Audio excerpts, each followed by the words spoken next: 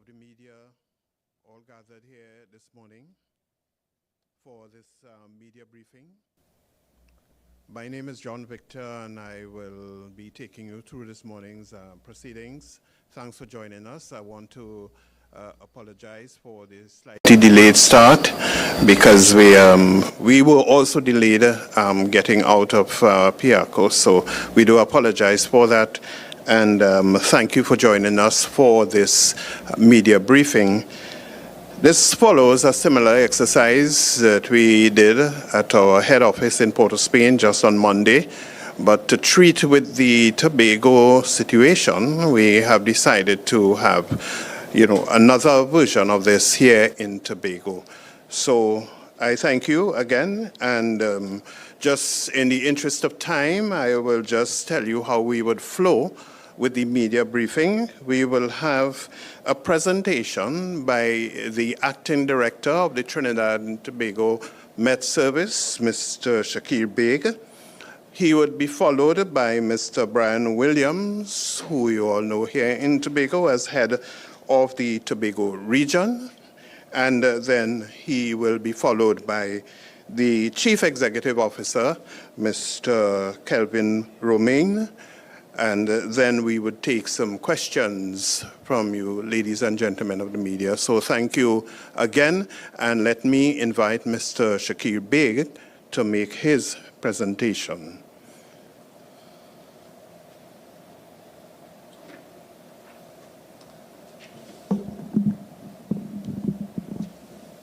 Thank you very much, Mr. Victor. Distinguished ladies and gentlemen, good morning. I feel right at home in Tobago this morning. In the late 90s, I worked here at the Tobago Met Office for almost a year, and I'm very familiar with quite a lot of the families here, so I consider myself an honorary Tobagonian, right? So, so thank you very much, ladies and gentlemen, for coming, members of the media. My job here this morning is a very simple one, to present a summary of the 2024 harsh dry season and an outlook, at least for the remainder of May, focusing more so on Tobago.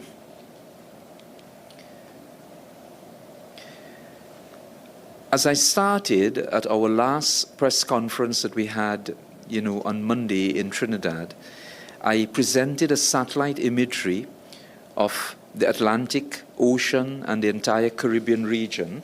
And if we take a look at the picture, we notice that we actually have a little bit of a difference from when I presented this image on Monday to what it is today. And Miss Ali came to me this morning and said, listen, we're hearing there's some system around, maybe we might get some rainfall. So we're actually seeing some clouds, and you're seeing them to the east of Trinidad. Unfortunately, these clouds are not drifting to the west. They're part of a system that is occurring over the South American continent, and the cloudiness is actually drifting off to the northeast of the Caribbean islands into the Atlantic Ocean. So the few showers that we could have gotten from these clouds, if they did actually move over us, is actually drifting out into the ocean, leaving Trinidad, Tobago, and the entire Caribbean region in that dry zone that we've been experiencing over the last few months. I will highlight this graphic again because I believe this is an extremely important finding from the World Meteorological Organization, having collected data throughout 2023 from around the globe. The WMO revealed that 2023 was the hottest year on record. And they've been collecting data for many, many years, from around the globe. What is interesting and a little bit frightening is that the WMO continued to collect data from January of this year to date. And the records that they have collected all points in one direction. 2024 is set to demolish the data and the record of 2023, and that will set this year, 2024, to become the hottest year on record for the world, right? This is a global record. Ladies and gentlemen, how does that translate for us here in Trinidad and Tobago in terms of heat and warming? I'm presenting in this slide some decadal data that would have been collected over decades. And I just look at the first decade, would have been 1961 to 1970, we would have had 9 days of what I'm referring to as extremely hot conditions. And, I'm utilizing 34 degrees Celsius as my marker for a hot day. In between 1961 and 1970, we have had 9 such days. When we move through the time continuum, and we go to like 2011 to 2020, which is a decade that we are just coming out of, we see that the records that we have at Piarco indicates that we have had 415 of such days where temperatures exceeded 34 degrees Celsius. It's becoming a norm now for us to have an average day where the maximum temperature is just about 33, 34. And most of us are becoming acclimatized to it, but it's definitely out of the norm. It therefore points into a direction where we're seeing a lot more hot days. Now, we have seen, and our records have indicated and revealed to us, and we've been collecting this temperature data from 1946 all the way to 2020, we're seeing that Trinidad and Tobago is warming at a rate of 0.28 degrees Celsius per decade. So much so that the average maximum temperature over the last few years has actually increased by 2 degrees Celsius, which is higher than the global rate, which says something about the small island developing states. So global warming that is occurring globally is in fact affecting us here adversely and will have impact on our temperatures. It will have impact on our sea levels. And for small islands like Tobago, the high temperatures and the increase in the ocean temperature will lead to chloral bleaching. And this is something that will affect our industries, that bring some level of revenue into the economy of small island developing states. So what are some of the broad-scale atmospheric drivers that have been responsible for the dry conditions and the high temperatures? We see that climate change and global warming is featuring prominently. It's having an effect on the global scale, and it will affect small island developing states, as we move into the future. We're experiencing conditions associated with the El Nino phenomena. And we have data that suggests that during El Nino years, temperatures are higher, rainfall is lower, and we have a lot more hot days. The good news is that we're seeing a small transition and movement from the El Nino phenomena to a neutral period, and then later in the hurricane season, the forecast is for us to move into a La Nina phase. The La Nina phase is good news. We'll get some rainfall, which would, our reservoirs will endure some additional volumes of water. However, during La Nina phases, we have an increase in the number of tropical storms and hurricanes. And we know, I've worked here in Tobago, I know that Tobago is a little bit more susceptible to the effects from these tropical storms and hurricanes, as we are more north than Trinidad, and sometimes we do feel the effects of the tail end or the spiral bands associated with some of these tropical storms, and that can lead to an increase in rainfall, where we can gather a deluge, we can have a deluge and a large volume of rainfall occurring over a short period, which can lead to some mudslides, especially along the main ridge in Tobago.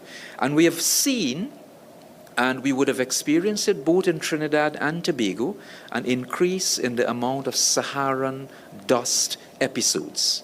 And so far, this has assisted in keeping the rainfall amounts down and the temperature is high. So some of the impacts out of these broad-scale atmospheric phenomena will be what we're experiencing now: drought-like conditions, hot temperatures, no rainfall. As a result of that, we have a water scarcity because of the Saharan dust and other atmospheric obstructions. We have air quality issues. We have an increase in the amount of admittance at the hospitals, suffering from asthma attacks and breathing issues. We have an increase in bushfires. I don't have the data from here in Tobago, but I can tell you about what's happening in Trinidad, and you just need to take a drive, along any area, and you'd recognize that large areas have suffered from bushfires, even along the northern range in some cases. And I'm concerned about this, especially when these bushfires occur along the northern range and we have heavy onset of rainfall. Large volumes of water flow down from the northern range and often flood communities that are just at the foothills. So we are concerned about this for the onset of the rainfall. And all of this have led to altered rainfall patterns.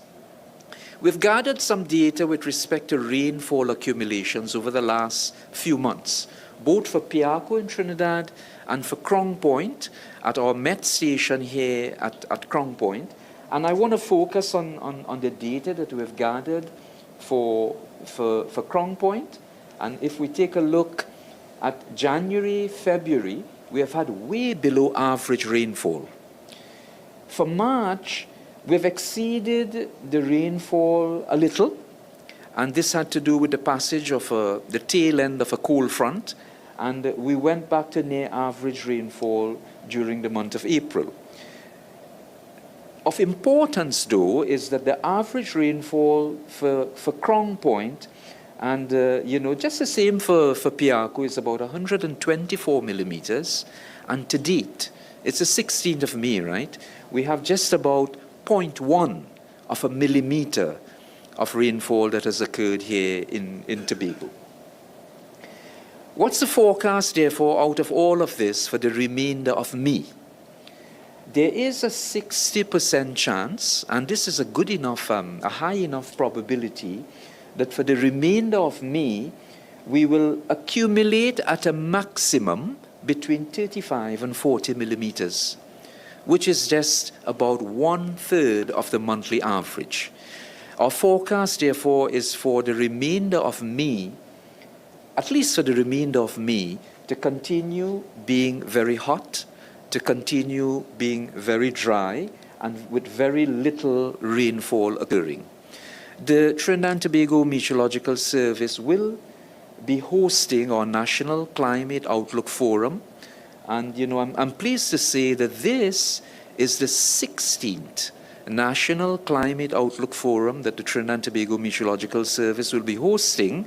And I boast about this because my colleagues in Jamaica just had their inaugural National Climate Outlook Forum. So this gives you an idea where we are in terms of implementing some of the global framework for climate services at a national level.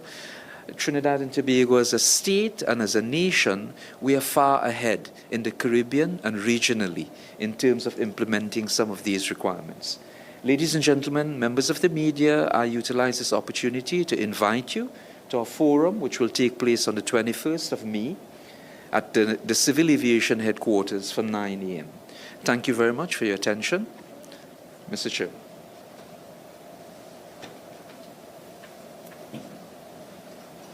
Thank you very much, Mr. Shakir Beg, the Acting Director of the Trinidad and Tobago Meteorological Service. At this time, let me invite the head of the Wassa Tobago region, Mr. Brian Williams.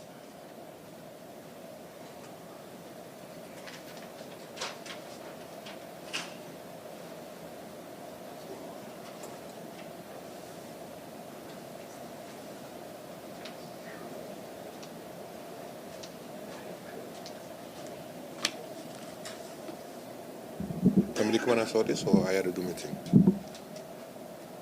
A good day?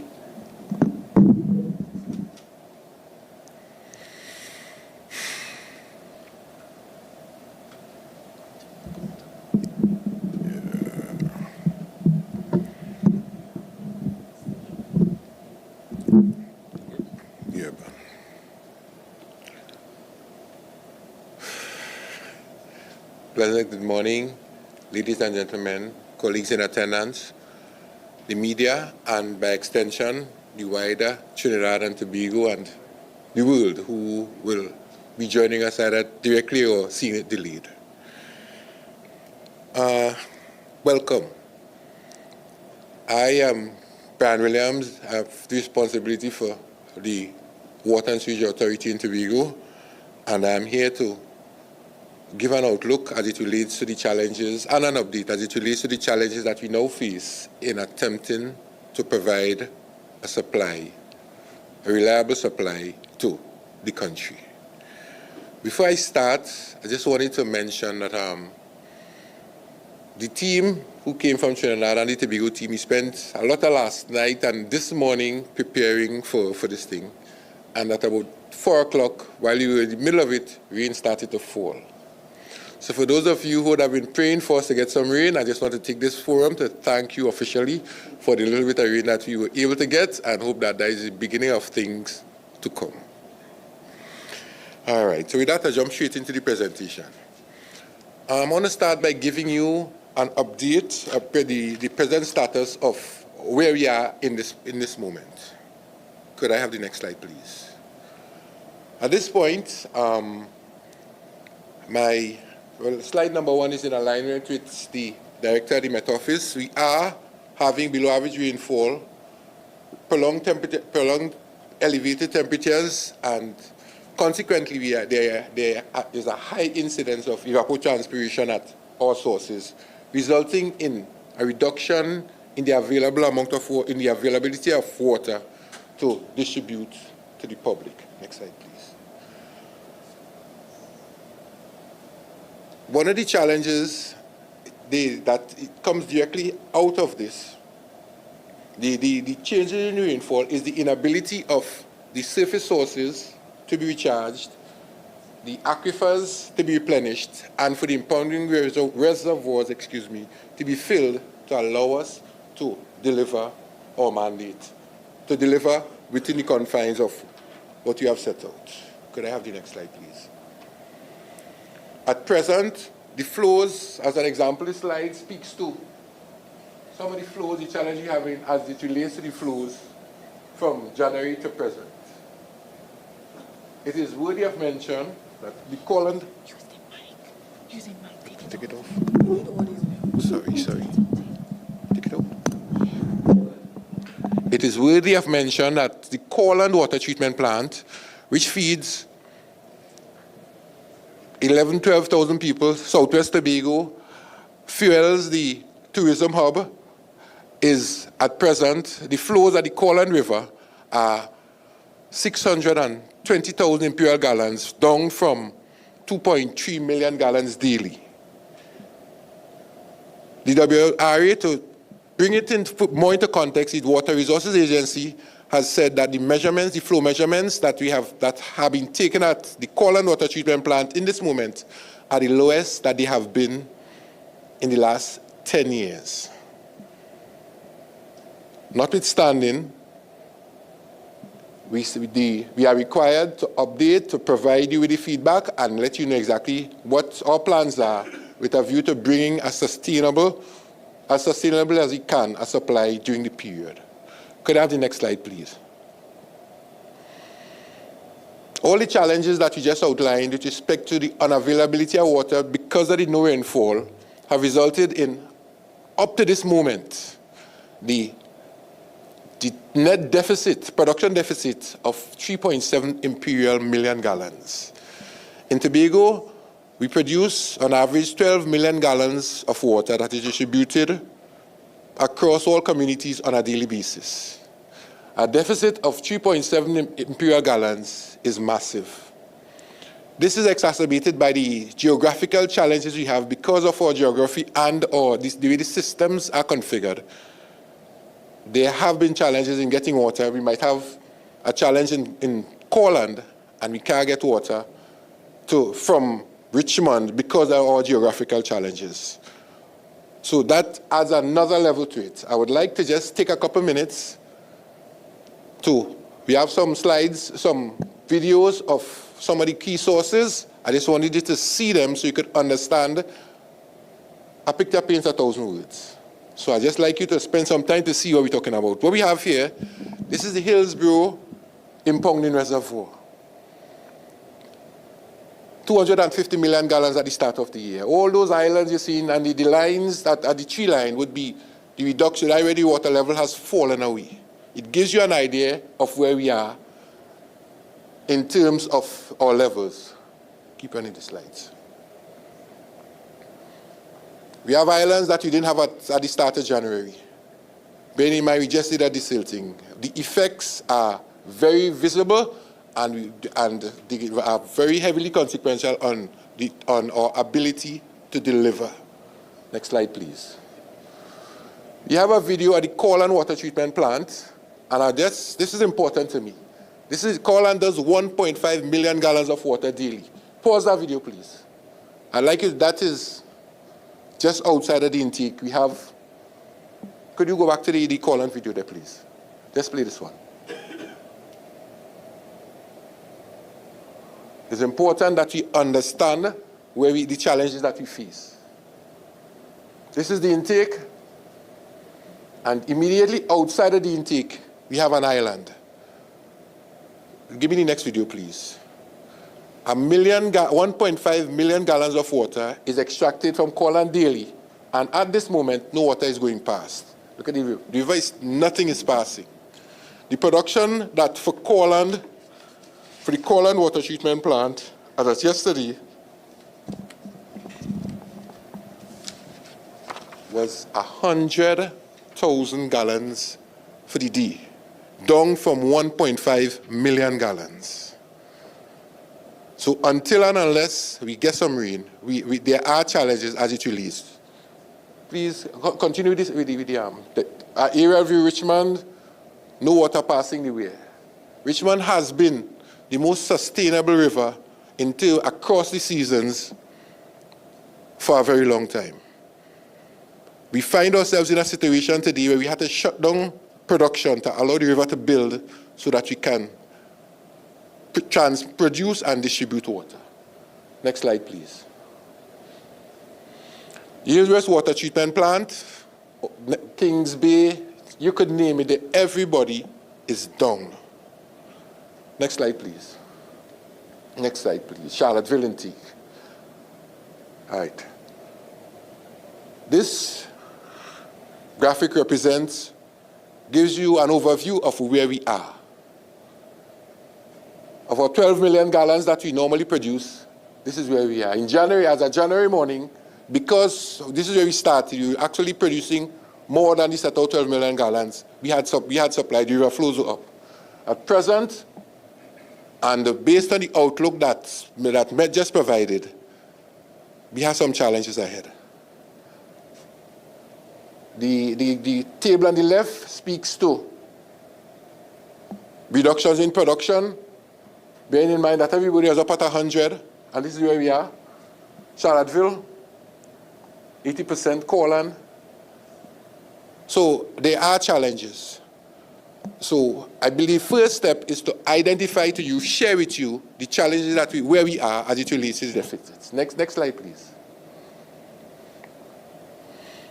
Now that you have identified what the challenges are in this moment, I'm going to share with you some of the projects and the programs that we have earmarked upon to ensure that we can iron out some of these bumps in a sustainable way.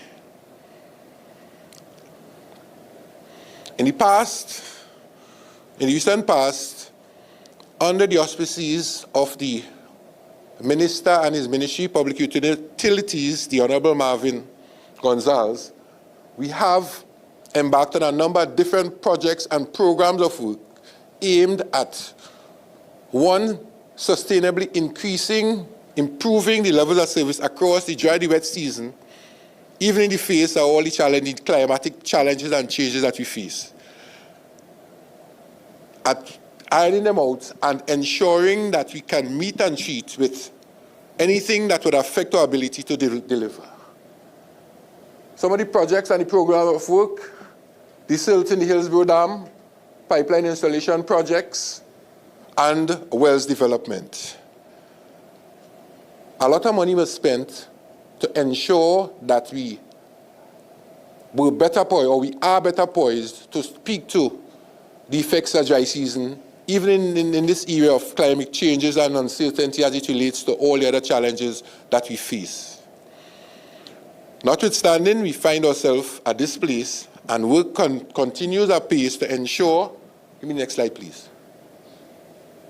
Give me the next slide. Give me the next slide. Right? No, you're going a little. Just go back one, please. Right. So, in preparation, we have earmarked on a number of different projects, the community water programs. The community water improvement program is one where we would have improved the level of service to a number of people in different areas in a sustainable way to ensure that we improve the quality of the service. This program is ongoing, and it's again under the auspices of the Minister and the Ministry of Public Utilities, and it's aimed at bringing relief, low-hanging fruit, bringing relief to areas where the supplies, a small effort will make a difference to people who would have had an irregular water supply.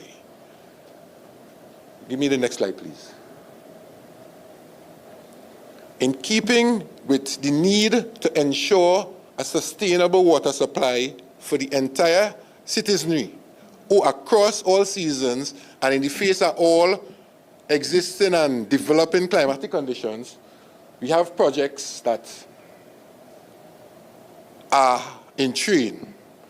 We have a treatment plant at Goldsboro that is to add another 2 million gallons of water on the Goldsboro River, which is one of the larger rivers that we have with one of the biggest catchments, sustainably to add another 2 million gallons to the transmission distribution. Charlottesville. I want to spend a minute talking about desalination and Charlottesville. Charlottesville finds itself in the unique position of being cut off from access to water from neighboring areas because of the geography. Efforts to find sustainable groundwater in Charlottesville have not panned out.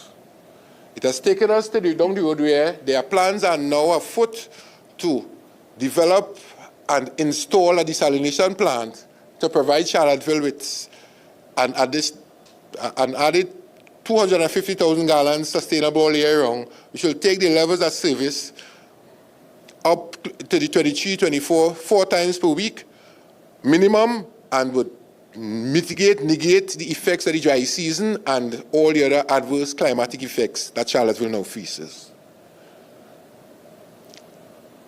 In the earlier, I would have mentioned that one of the challenges we have is that sometimes we're unable to take water from a region that is water rich to a region that has a deficit.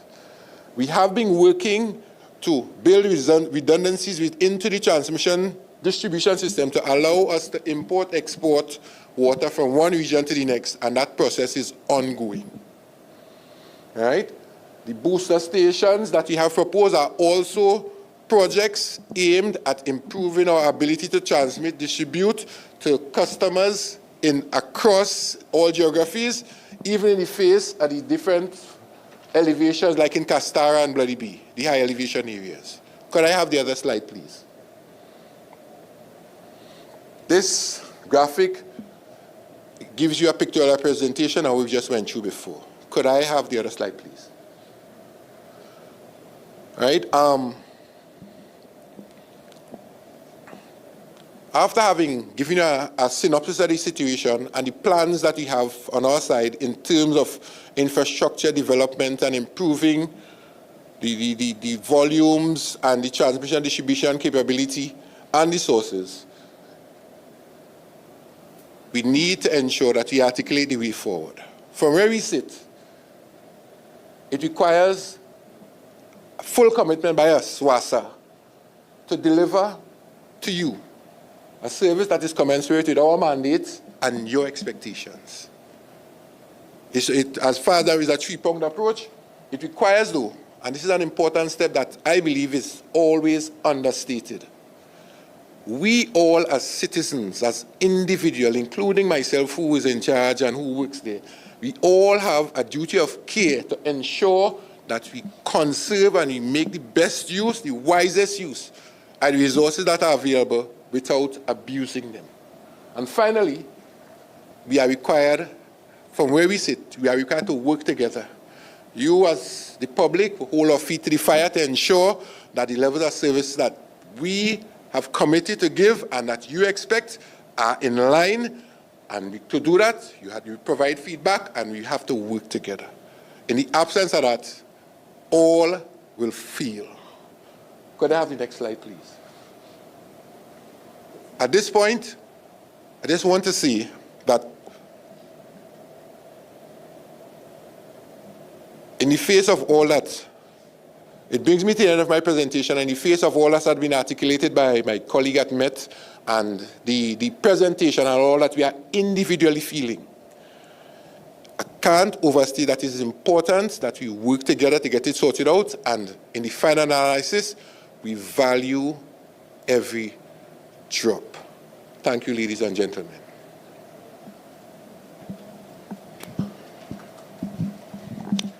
Thank you. Thank you very much, Mr. Brian Williams, head of the Tobago region of the Water and Sewage Authority, for that presentation. Ladies and gentlemen, at this time, let me invite the Acting Chief Executive Officer of the Water and Sewage Authority, Mr. Kelvin Romain, to make his presentation.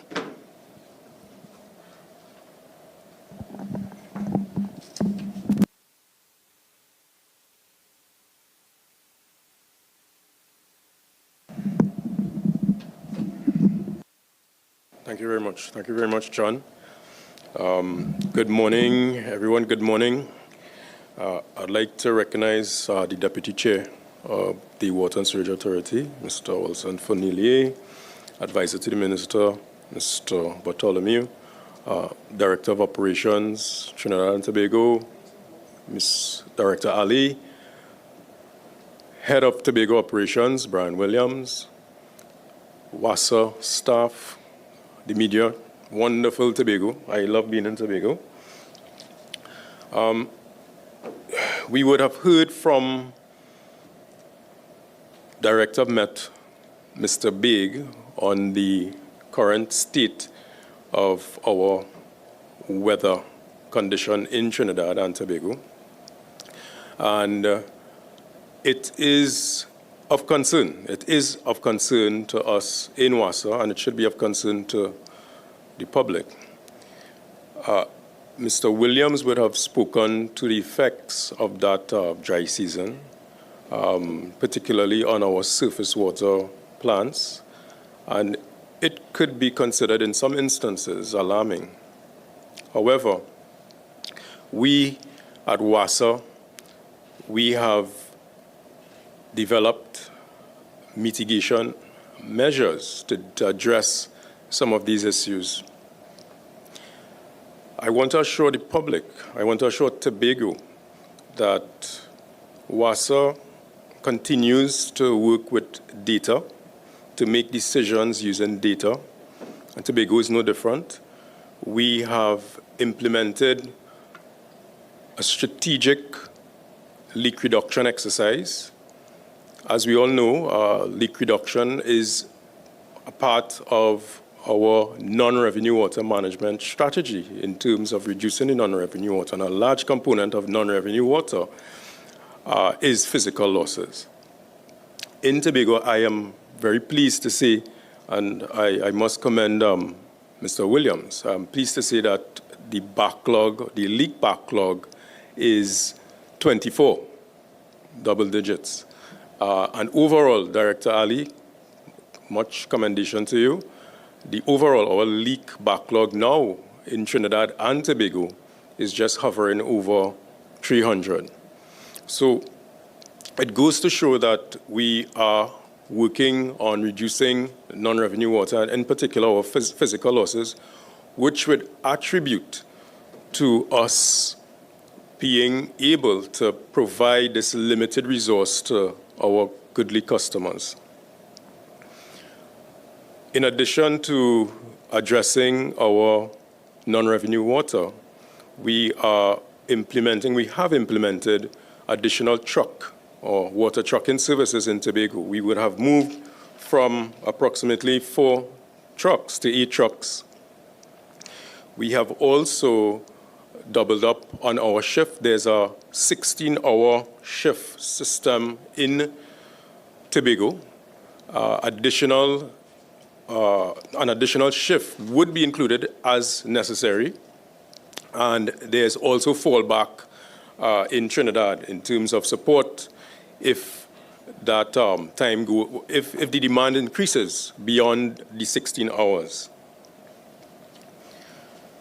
I'd like to take the opportunity to reiterate that our trucking facility is available free of service to our unmetered customers. I'd just like to reemphasize that. You don't have to pay for that trucking facility. In terms of our communication, I would also encourage our customers to utilize our other platforms, our social media platforms, our apps, to communicate with us, to make communication a little seamless, a little more seamless.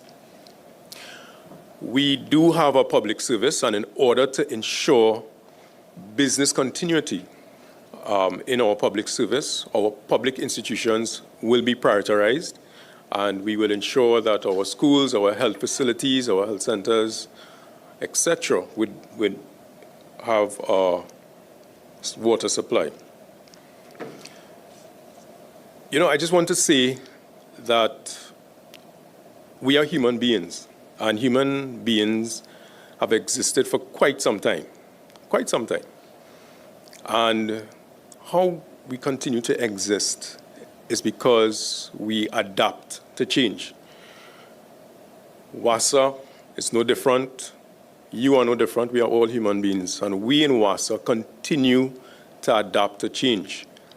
We continue to transform, and I want to assure the general public that we continue to use data to adjust, to make those subtle changes to ensure that you have a reliable supply. Yes, we are in a dry season, but it doesn't mean to say that we cannot equitably supply everyone. Water is life. Everyone needs a supply of water. So with that, I would like to take the opportunity to thank the team at Tobago, WASA, and I'd like to encourage the public, Brian mentioned it, to conserve. It's so important to conserve, even when, in abundance. It's always good to conserve, because in forward thinking, you never know what could happen. So I would like to encourage all stakeholders, particularly our customers, to conserve, use what you need, be a brother's keeper, encourage your neighbors not to waste water. Teachers, and please implore upon your students to save. Children, encourage your parents to save water. So it's important. All hands on deck in WASA, and we definitely need your help as well as stakeholders. Thank you very much.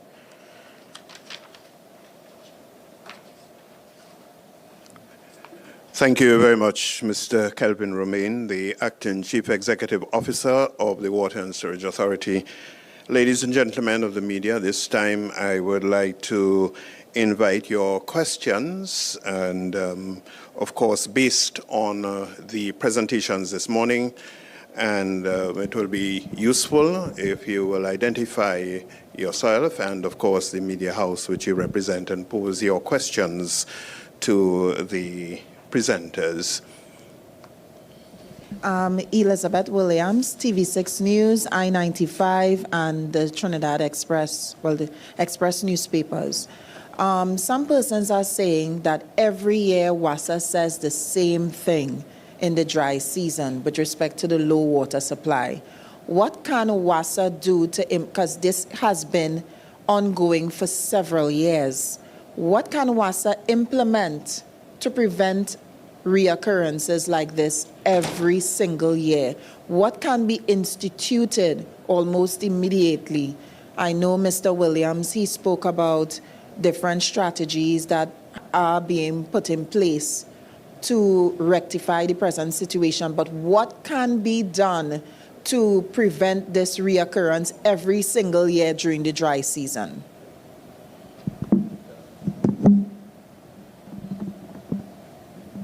Well, thank you for that question, Elizabeth.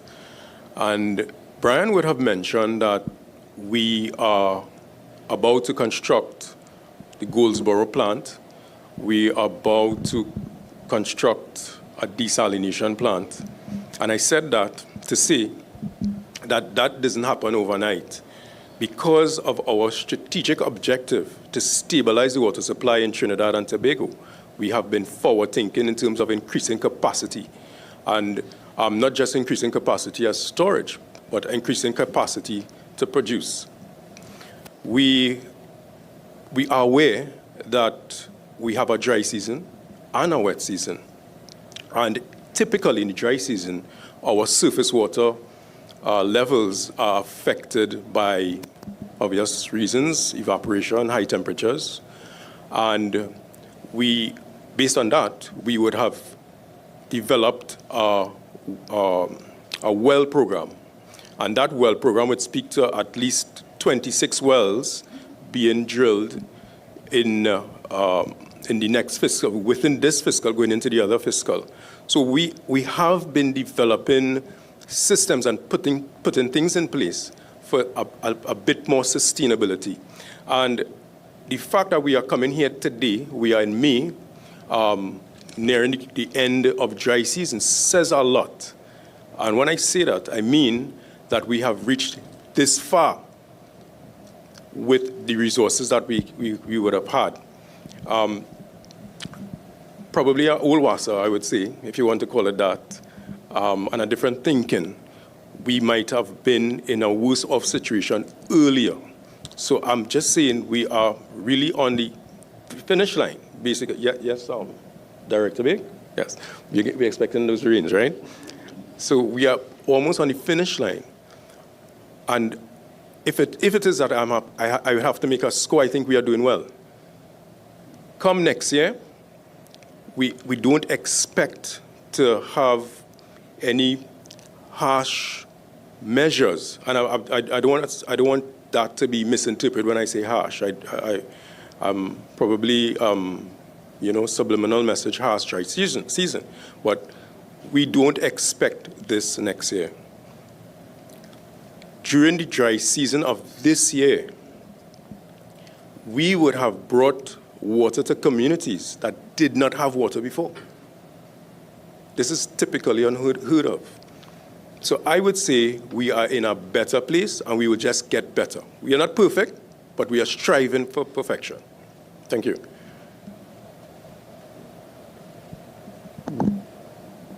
Any more questions? Yes, good morning. Elizabeth Gonzalez, Guardian Media. I would like to know how drastically would the water supply schedule be affected in May? And are we looking at priority areas in Tobago, especially how Mr. Williams would have mentioned, and we all know that Tobago is tourism driven, and Crown Point area, you need water because there are a lot of hotels. So I would like to know if Crown Point will be a priority area, if we're looking at priority areas.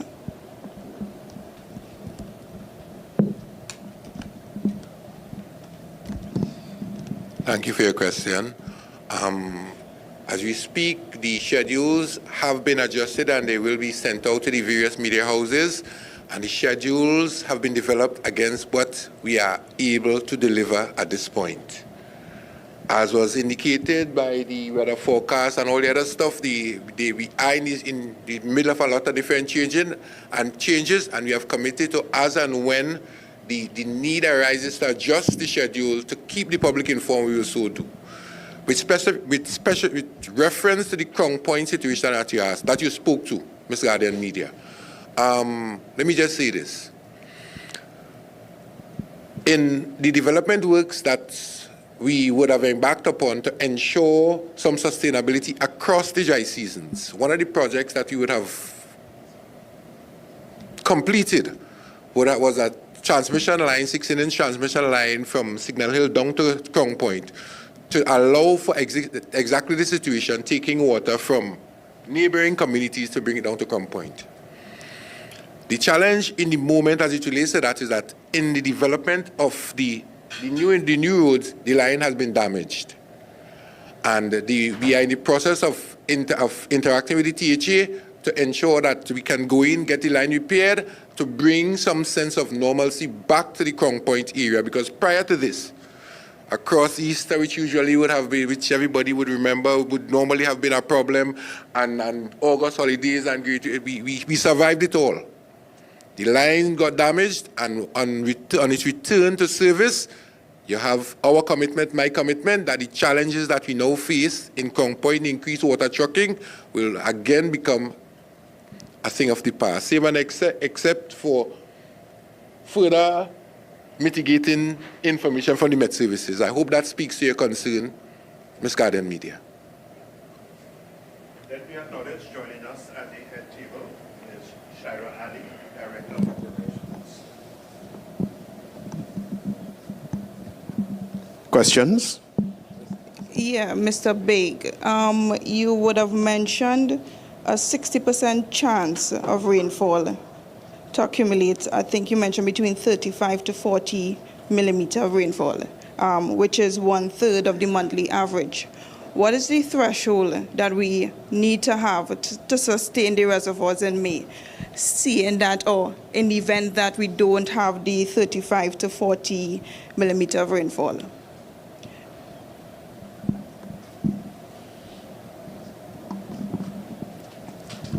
I can repeat with respect to the forecast for the amount of rainfall, but with respect to the threshold that you need for the reservoir to be refilled, and my colleagues at the Water Resources Agency would have been the ideal ones to give that response. At this time, I don't have that data, but I don't know if anyone else, any of my other colleagues will have it.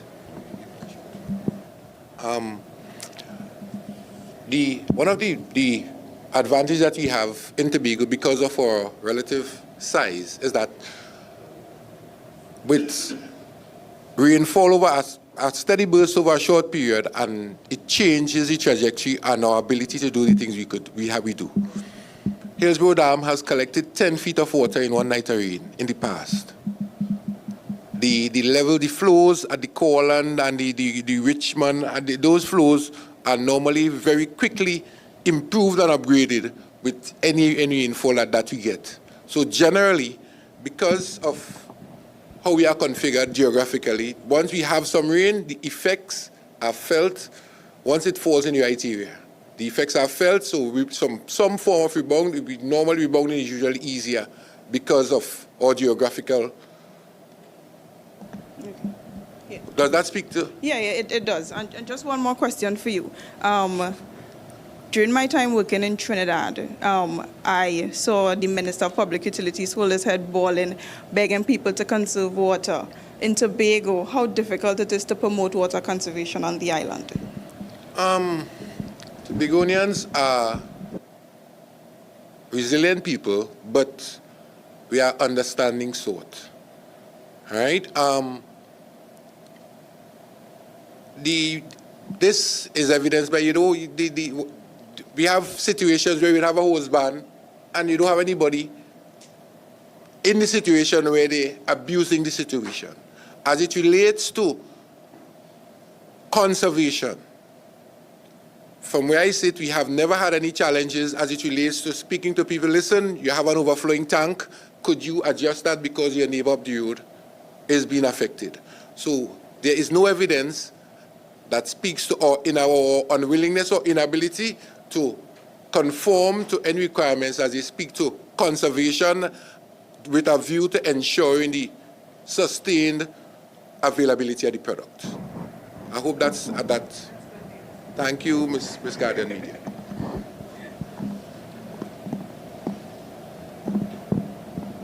We do have some online questions coming in, and this one is being posed, excuse me, to Mr. Brian Williams. Has any thought been given to creating retention ponds or a new impounding reservoir, as increased water production capacity is critical to the island's development?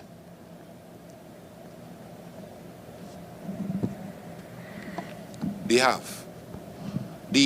In the presentation, WASA's presentation that was done, we spoke to the Goldsboro water treatment plant, the basis of which will be an impounding. We will be doing some impounding of the Goldsboro River high up the road, and to allow us to abstract the 2 million gallons that was stated.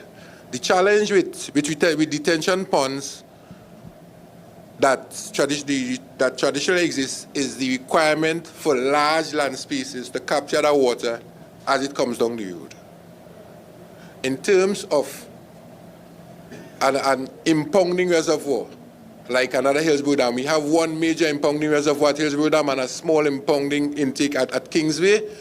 In this moment, there are no plans to establish that, but on the burner is the establishment of some tank farms across Tobago at strategic high point locations where during the rainy season and the periods of plenty, we produce and we store with the intention and the expectation of accessing it as the drier periods come down upon us. I hope that speaks to the concern of the questioner who would have.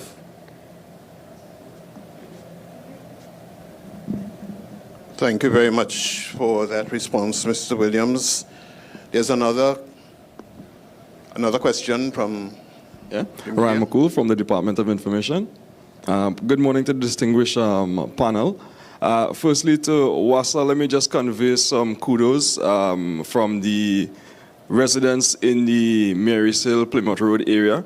They have been reporting that they have not been feeling the effects of the adverse conditions, as they've been having a consistent water supply that they have not ever experienced before. So to WASA, congratulations on that for the year. They have that.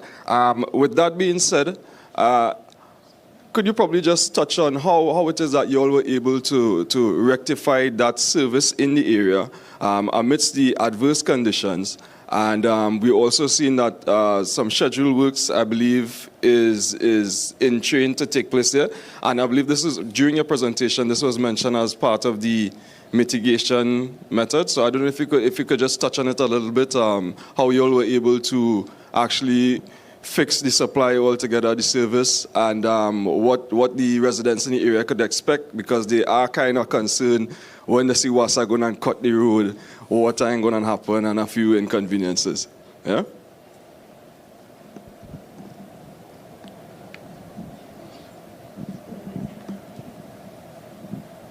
Thank you for your question. The improvements that you would have spoken to would be a direct effect of the Bard Hill program of works that you would have undertaken a couple months ago, where the Honorable Minister would have come to Tobago and would have done the opening and would have...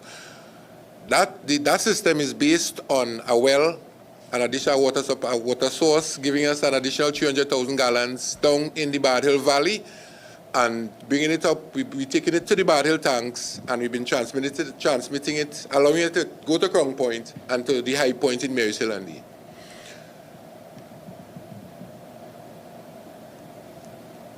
There are plans. We have 2 additional wells down in the gully, and there are plans to bring them into operation to augment the supply to the Bard Hill well and directly also put water onto the Corlan system from the Bard Hill, because that was the initial intention, to use the Bard Hill wells to augment Corlan at source at times like now. And a secondary benefit was setting up a booster to contract the Hillsborough Dam system and pump water into the Marys Hill and those other areas. At present, because of the challenges we are having in the southwest of the Corlan system, the sustainability of the improvements, they will be affected, barring an increase in rainfall and other stuff. But the question you ask is a consequence. The benefit is a consequence, to answer your straight, of the development of the Bard Hill well and the Bard Hill program of works. As it relates to your second question, where they saw the road marked and they don't want the road to cut, the intention is to put in a transmission line to allow us to improve and increase our ability to take water from that system and transmit it into the neighboring Hillsborough Dam system with more efficiency. With that line, we could bring water down all to Glen Road and all those other places and improve our ability to move water across transmission boundaries in the event of a need. What I would like to say in response to your question is this. We made sure that in all the work that we did at Bad Hill that we were able to go and restore the road to paved status to ensure that the look that we restored it as to a state as good as or better than we found it. We are here giving you the commitment today on behalf of the people who would have given you the question to ask, as you had said, because you were representing your neighbors, that at the end of the pipeline project, we are committed to ensuring that the road reinstatement is of a quality that is equal to or better than as it exists in this moment. That is our commitment. Before you hand off, could you just give us a reminder of how long the project might last? The cutting of the road, the pipeline project, or all right. The challenge with why we have not moved that any further for a bit is because that Plymouth Road is now a major thoroughfare. Well, it always has been, right? And the challenge is to cut along the road and the options. So once we have finalized the way forward, as usual, we communicate it to the public, and I give you all the information real time and correctly. I don't want to misrepresent anything that, right? But the intention is that you have to be careful because the traffic management is real, and you don't have an option in any real way for that stretch of road. So you're trying to manage the commencement of the process to ensure that we mitigate against this. It's very possible it might start when school closes and the August holidays, so that the 7 o'clock school traffic. But it is under consideration, and as and when a determination has been made, it will be communicated, inclusive of the completion timelines. Speaks to your question, sir? Yeah, man. Thank you so very much for the information. Thanks. We do have another question coming in online, and this one is being posed to the Acting Chief Executive Officer. When will the utility begin running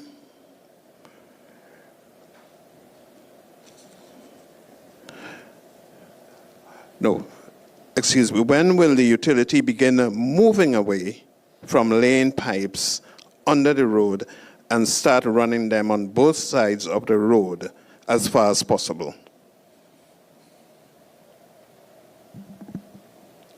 Okay.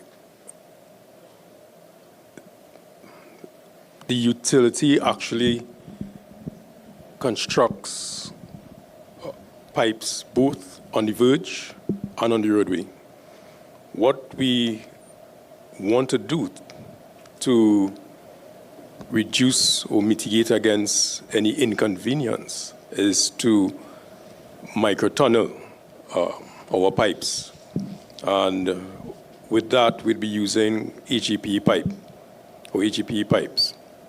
But we do actually, at this point in time, construct our pipeline infrastructure both on the roadway and on the verge in some instances.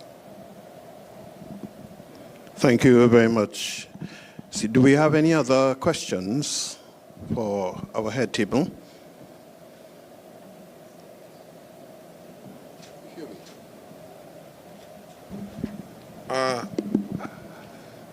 I'd like to just take this time to share a question I was asked to try to respond to a concern that was asked of me on our way up the stairs in the elevator. A customer had a concern that in the face of the absence of the water or of a steady supply and the upsurge in water trucking, that we had stopped installing and we had decommissioned a number of filling bays in key locations like in Mason Hall and a number of different places. I wasn't able to give a response at the time because I was hurrying to get here, but I'd just like to take this opportunity to respond to that concern on air. The challenge with filling bays like the one that was stopped at Mason Hall is that once you're operating that filling bay, it is to the detriment of the existing transmission or distribution system from which you are drawing the water. Mason Hall and a lot of those areas on that side, they are quite hilly, and in attempting to use a truck, to fill a truck there, it defeats the purpose, the ability to allow the system to get to pressures and flows so that the customers who should be getting a supply, get a supply. So to mitigate against this, what we have done is that we have standardized, we have taken filling bays, we have the filling bay on the lowlands on the compound, we have filling in backlet, and to speak to our ability to effectively and efficiently improve the water trucking requirements that is now on the increase because of the adverse dry weather. We have tried to establish filling bays that are independent of the existing transmission distribution system. Let me give you a for instance. At this moment, attempts are, it is ongoing. There is a well at Roxborough that is slated to be put onto the transmission distribution system. We are in the process of converting it in the short term to a filling bay, where we could now, using that filling bay for that area, truck to Roxborough, truck to Speyside, truck to those areas, truck even to the rich areas that we normally have to go to Richmond treatment plant and go to the transmission system to operate. We're now looking to set that up to ensure, one, that we are able to be more effective and efficient in getting water to these places, and two, that we are not defeating the purpose, the purpose of the schedule and the online supply by breaking the pressures and the flows by attempting to fill water trucks from filling bays that are connected to the transmission distribution system. So to that question and that customer, I hope that I would have spoken to your concerns. Thank you. Someone, Mr. Williams, is complaining about no water for weeks in Bonaccord. You say they are claiming that WASA is treating the people of Bonaccord unfairly.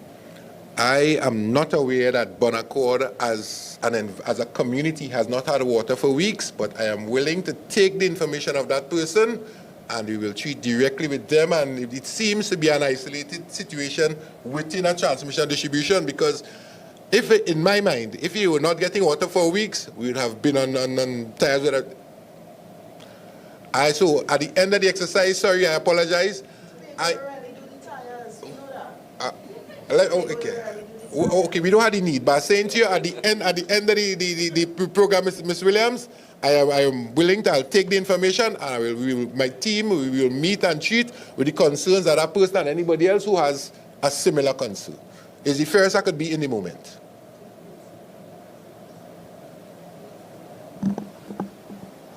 Any other concerns? Any questions? Any more questions, ladies and gentlemen? Just a concern here to the goods on the Met table.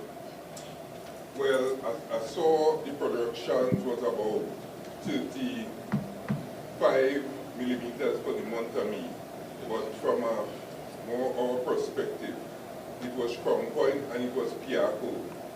Do your satellite have the necessary help that we could be able to zero in? For example, we have about 8 or 9 intake.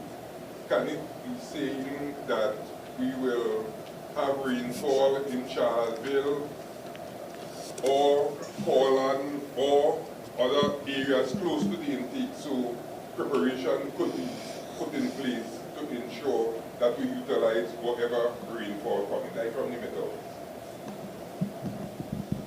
Okay, so at this time, it is extremely difficult for us to indicate an exact area where the rainfall will occur.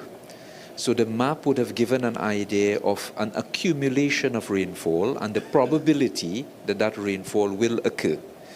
But I must say that, you know, in Tobago, we're very fortunate here that the Met Office is equipped with a GOES 16 satellite receiving ground station, and the Tobago Met Office also has a Ranger radar system, and both of these pieces of equipment are very functional, so that when the rainfall does start to occur, we're in a very good position at that point in time to see.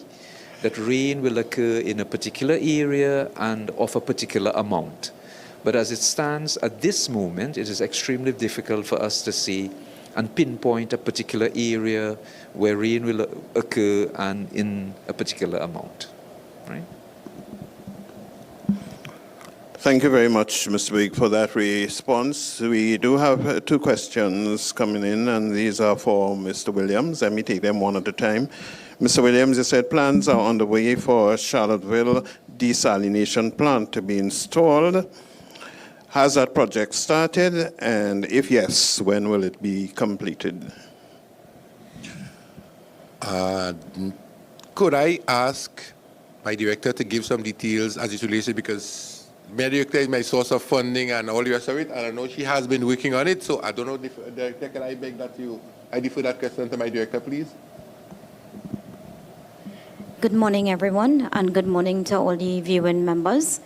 So, a number of projects have been proposed for Tobago, and I would like to say that the team of Tobago has been very instrumental in reviewing all aspects of the operations to identify the critical zones, the critical areas where that intervention is needed.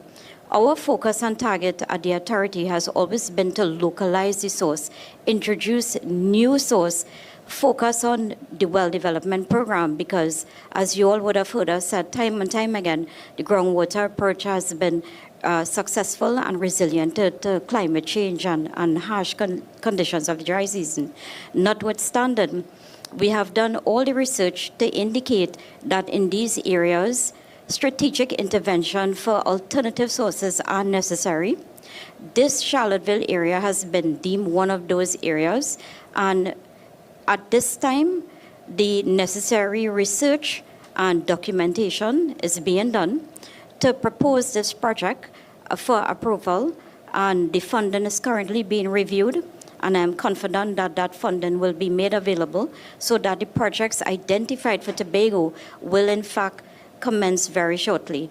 There are a number of other initiatives apart from the projects, and I would like to just spend 1 minute or two to provide some additional details. CEO would have mentioned the larger projects and some of the initiatives that have been happening, but to meet and treat with this situation, we would have been doing a number of other small items, and that has been in terms of looking at our network, making the adjustments that are necessary, and this would have started since the beginning of the dry season in January. Subtle adjustments would have been made to prepare to bring us to the stage that we are in and to ensure the sustainability of the supply for the remainder of the dry season. So those initiatives which have started way back in January is what has helped and will continue to guide us through this next few weeks. We would have also looked at digitizing our network, and work has been started on this area, and it's along the transmission and distribution components of the system.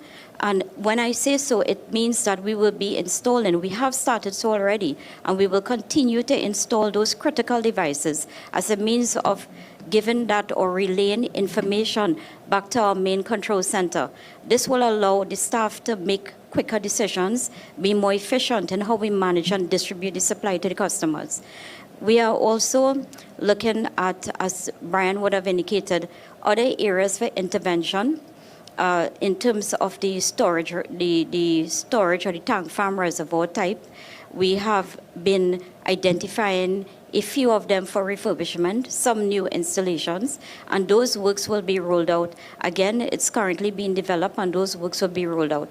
I also want to add that a number of items have been worked on with respect to maintenance of our existing facilities. Work has been done throughout Trinidad and especially in Tobago, where each of the existing facilities, we did roll out overall for both islands our maintenance policy. What that meant is that continued drive, focus, and energy has been paid to improving the reliability of the equipment, and Tobago has increased tremendously, and they continue to improve in terms of keeping their operations stable and normalized, so that when we do have that available supply, it means that the infrastructure itself is there to continue the operations and to ensure the continuity, the efficiency without any significant disruptions. So we have been doing a number of initiatives. In addition to the major capital projects, we will continue to do so under the smaller short-term funding such as CWIP, the Community Water Improvement Program, which through this source of funding and through the Minister of Public Utilities and the Ministry, we would have done multiple projects, as you would have seen on the slides here, to bring water first time to a number of areas. We have done several booster stations, we have done pipeline projects, and we continue under this program to roll out more projects within the next couple of months. So we are advancing and preparing for future dry seasons. And as CEO would have indicated, next year dry season, we will be in a much better place by adding new source, augmenting the existing source, rehabilitating our water treatment facilities, improving on our operations, and importantly, addressing all the issues with our network, which we have already shown significant improvements on, and we will continue to do so by now adding the technology that is much needed to relay, to automate information for timely decisions. So that's my input. Thank you very much. Okay, thank you very much, Director. I just wanted to respond to the question per se regarding Goldsboro and the desalination plant in Charlottesville. So Goldsboro will be funded by the IDB, and that award is imminent. We are still reviewing some technical data as it relates to the desal plant. So the expectation for commencement of works at Goldsboro would be this year. It should take approximately 12 months or thereabout, maybe a little more, for the completion of the plant. Thank you. I think I'll take this one as the last one. It's directed to Mr. Williams as well, but I think it's a good segue from what the operations director has said. And it says, can you provide an update on the resiliency of plants, especially Hillsborough West and Highlands Road?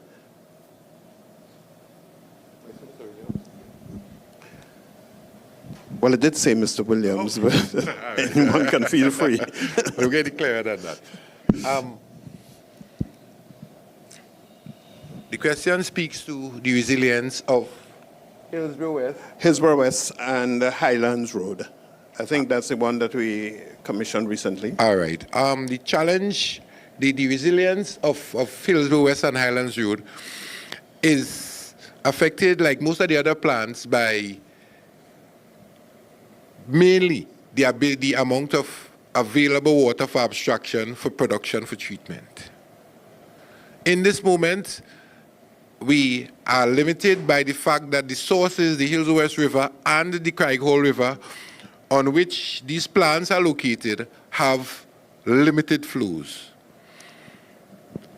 The other impact, resilience is also affected, and these plants during the rainy season by flooded river conditions where we have turbidities in excess of 1,000, 2,000 NTUs that would prevent the plant from operating because it can't operate in that operating range.